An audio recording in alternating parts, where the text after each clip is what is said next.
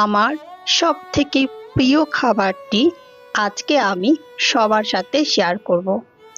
এই খাবারটি ছোট থেকে বড় সবার প্রিয় হবে आशा করছি। Hello everyone, welcome to my kitchen. मैं हूँ पलाश। आज मैं सबके साथ शेयर करूँ मैंगो आइसक्रीम राइस। চলুন তাহলে শুরু করি ম্যাঙ্গো আইসক্রিম রাইস। এই হলো আম। এই আমগুলো আমার বাড়ি থেকে পাঠিয়েছে। আমার মাস্তুতো বোন গিয়েছিল, তার হাত দিয়ে আমাদের গাছের আমগুলো পাঠিয়েছে। দেখুন কত সুন্দর, খেতে দারুণ। যেহেতু আমি আজকে ম্যাঙ্গো আইসক্রিম রাইস বানাবো, তাই এখানে আমি গোবিন্দভোগের চাল নিয়েছি। আপনারা চাইলে রেগুলার যে রাইসটা বাড়িতে রান্না করা হয় সেটা দিয়েও করতে পারেন। তো আমি এখানে গোবিন্দভোগের যে রাইস আছে সেটা দিয়ে বানিয়েছি। চলুন তাহলে চালগুলোকে প্রথমে ভালো করে ধুয়ে নেব। তার আগে আমি জল ঢেলে 10 মিনিটের মতো চালটাকে ভিজিয়ে রাখবো। 10 মিনিট হয়ে গেছে, চালটাকে ভালো করে ধুয়ে নেব। আমি তো গোবিন্দভোগের চাল দিয়ে করেছি, আপনারা চাইলে রেগুলার রাইস দিয়েও করতে পারেন। তো চালটা ভালো করে ধোয়া হয়ে গেছে, এবার এটাকে একটা বাটিতে আমি তুলে নেব।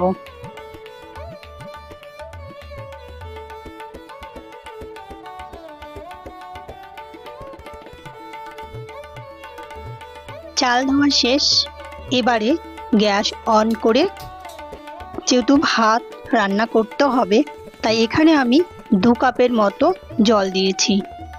জলটা যখন ফুটতে শুরু করবে তখন আমি গোবিন্দভোগের রাইসগুলো দিয়ে দেব। তো জল ফুটতে শুরু করে দিয়েছে, এবার আমি গোবিন্দভোগের চালটা দিয়ে দেব।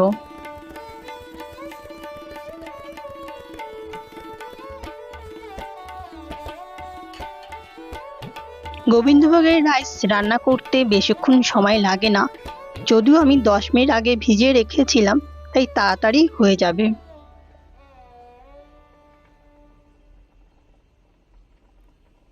চলুন তাহলে দেখে নিই রাইসটা কত দূর হয়েছে। ভাত প্রায় হয়ে এসেছে, আরও 5 মিনিটের মতো রান্না করলেই হয়ে যাবে আমার এখানে। গোবিন্দভোগের ভাত হয়ে গেছে, গ্যাস বন্ধ করে দেব, ফ্যান ঝরিয়ে নেব। তো ফ্যান ঝরিয়ে নিয়েছি, সেটা দেখাইনি। এবার একটা বাটিতে তুলে নেব। ভাতটা আমি পুরোপুরি ঠান্ডা করে নেব। তো ভাত এখানে ঠান্ডা হয়ে গেছে, এবার ভাতের মধ্যে খুব সামান্য পরিমাণে লবণ দেব, মানে যতটা আমার লবণের দরকার সেই অনুযায়ী লবণ দেব। আর এখানে আমি ছোট চামচের 2.5 চামচ চিনি দিয়েছি। আপনারা আপনাদের পছন্দ মতো মিষ্টি দেবেন, যে যতটা মিষ্টি খায়। লবণ আর চিনি দিয়ে ভাতটাকে ভালো করে মেখে নেব। তো ভাত মাখা এখানে হয়ে গেছে লবণ আর চিনি দিয়ে, এবার এটাকে সাইড করে রেখে দেব। এবারে আমি আমটাকে কেটে নেব। এই আমগুলো আমাদের গাছের আম, বললাম না কি মিষ্টি খেতে। তো আমটাকে এখানে আমি ভালো করে ছুলে কেটে নেব।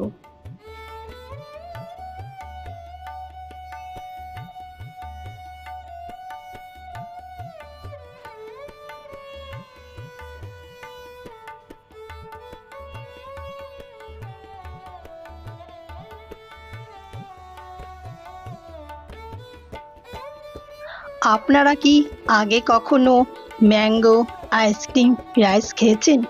যদি খেয়ে থাকেন অবশ্যই কমেন্ট করে জানাবেন। এটা আমার প্রিয় খাবার।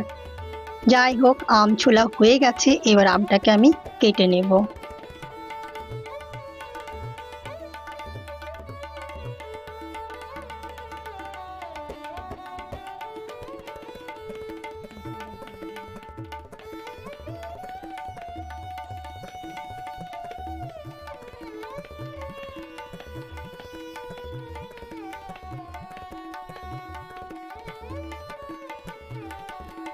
আমটাকে আমি এই রকম করে ছোট ছোট টুকরো করে কেটে নিয়েছি। এই দেখুন, একদম ছোট ছোট টুকরো করে। ভাতের সাথে লবণ আর চিনি একদমই মিশে গেছে। তো এবার আমি ভাতের মধ্যে সামান্য পরিমাণে দুধ দেব। এখানে বেশি দুধ দিলে হবে না। ভাতের মধ্যে যে দুধটা দিয়েছি ভাতটা ঠিক এমনভাবে মাখতে হবে যেমন দই হয়। তো একদম পাতলাও হবে না, আবার একদম টাইট হবে না, ঠিক থিকনেসটা থাকবে দইয়ের মতন। তো আমি সামান্য দুধ দিয়ে ভাতটাকে ভালো করে ম্যাশ করে নিয়েছি। আমি যদি আগে দুধ দিতাম তাহলে ভাতটা একটু শক্ত থাকতো। এবার ডেকোরেশনের পালা। যাই হোক, বাটির মধ্যে নিয়ে নিয়েছি ভাতটা। এবার প্লেটটা উল্টে দেব।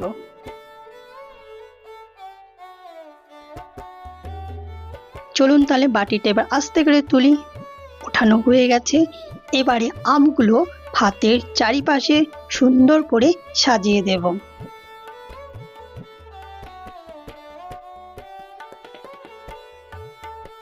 ঠিক এইভাবে আমি আমের কুচি দিয়ে ভাতটার চারিদিকে সাজিয়ে নিয়েছি। আর অবশ্যই খেয়াল রাখতে হবে ভাতটা যেন ঠান্ডা থাকে। এবার আমি আমের ওপরে কয়েকটা চিনির দানা ছড়িয়ে দেব। যখন ভাতটা খাবো চিনির দানাগুলো যাতে একটু মুখে লাগে। এবার আমি ভাতের উপরে দেব ম্যাঙ্গো ফ্লেভার আইসক্রিম।